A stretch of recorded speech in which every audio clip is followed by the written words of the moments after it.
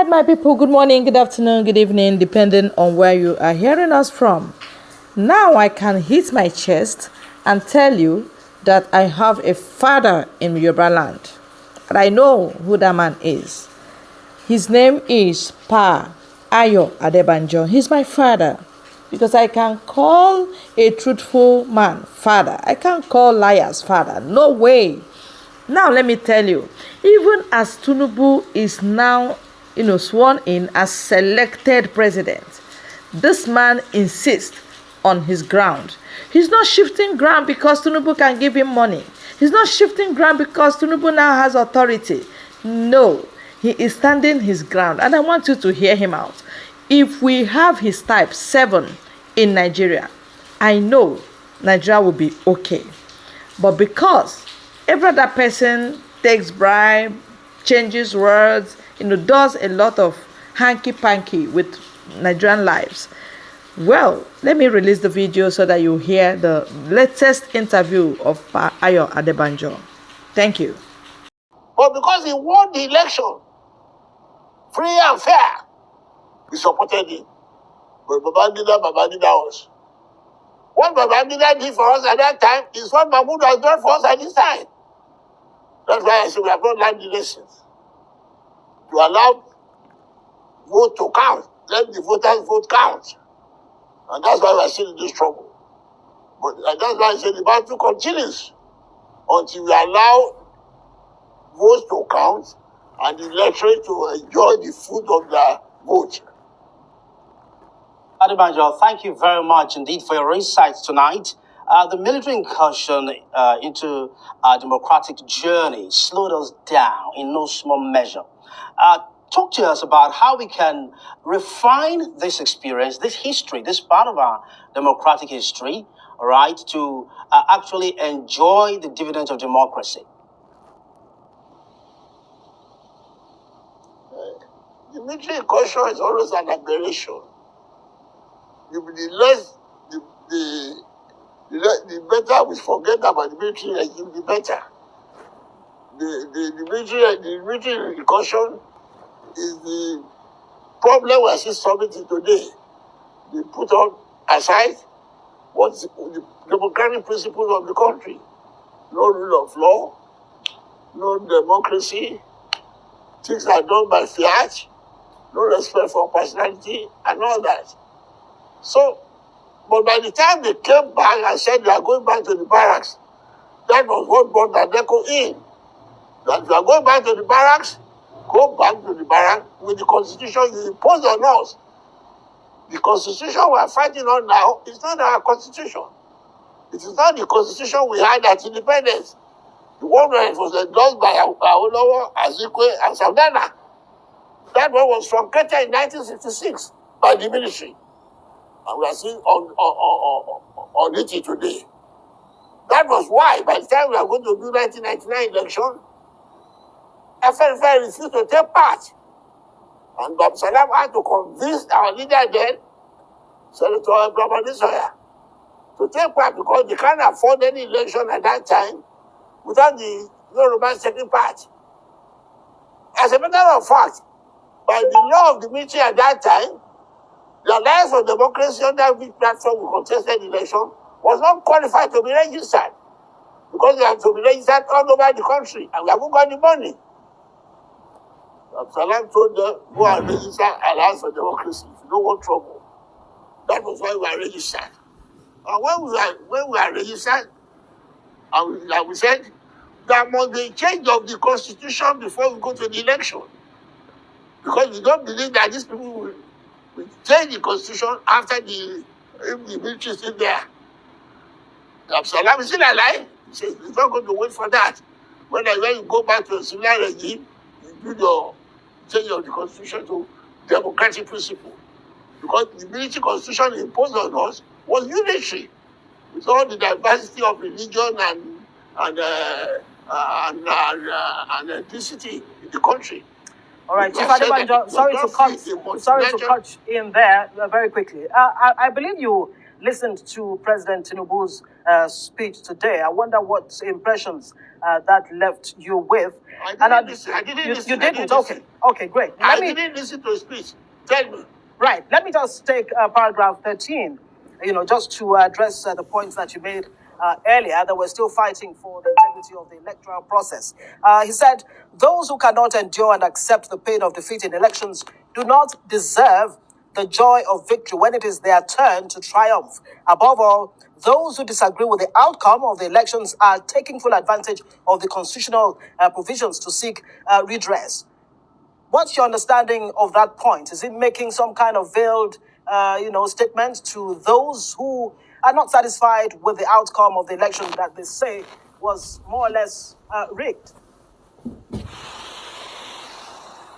No, what he says we are taking the constitutional step to go to the court and not do violence. That's what I mean. That's what I mean, and that's what I mean. And that's why some of us say, until the court rule about that, the election is not ended yet. So the election is still in process. According to the electoral law, that if you are not satisfied with it, don't do any violence, don't put the country into trouble, go to the court to decide. It is the court that will decide about the objection that you have. All right, Chief Adebanjo, we will come back to you. So sorry, we apologize that we have to cut in there. We'll take a short break and return with this conversation.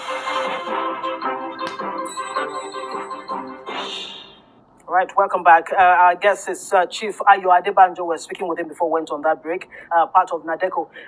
Chief, so good to still have you there. I mean, you were in the trenches with the current president, President Bola Tinubu. Incidentally, 30 years after the whole June 12 debacle, he is president today. What do you make of that? Is it providence that set in? What are your impressions? Well, I'm one of those who disagree, by the way, he gets there.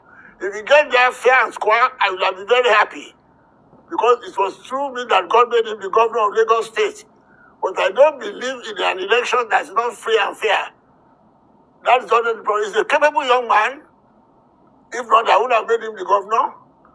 But the struggle of Afenifere and NADECO is that we want a good government that's acceptable to the people. We don't want any election rigged. Anything built on the wrong foundation cannot succeed. That's the problem. We've listened to you tonight, but then we won't let you go without asking you this.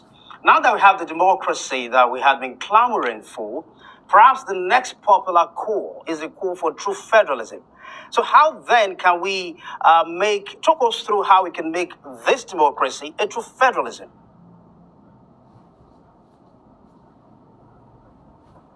If you listen to our own struggles from the word go, why we are supporting Peter Obi and why we are supporting the destruction of the country back to federalism, that is the only thing that can bring peace to the country.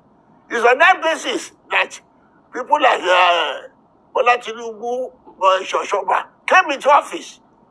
And that was what we are insisting upon. That for peace and quiet, this country must be restructured back to federalism. Whatever program any problem has now, be it Obi, be it Atiku, the first thing to be done on anybody that was confirmed as president is to restructure the country back to federalism. Notwithstanding any program you have, that will take care of the minority problem, it will take care of religion problem, it will take care of ethnicity and everything. The key thing in this country is back to federalism. And people are just pretending. I want to emphasize here. Anybody say ethnicity or religion does not matter, it's deceiving yourself. Until we realize that we will solve that problem by having a federal constitution that recognizes the development of each unit on its own space, to develop at its own space, to respect your religion, your culture, and your language. You will get peace. All of that is just fake. And anybody say, oh, for unity, you do something that is united. Don't let us go into that. But if you are here for restructuring for the type of constitution is another matter. Time won't allow us for that. But I'd like to emphasize that whatever we are doing, either now or anything, is construct the building of the country on the truly federal constitution that made every federating unit equal, no discrimination. That is the only case.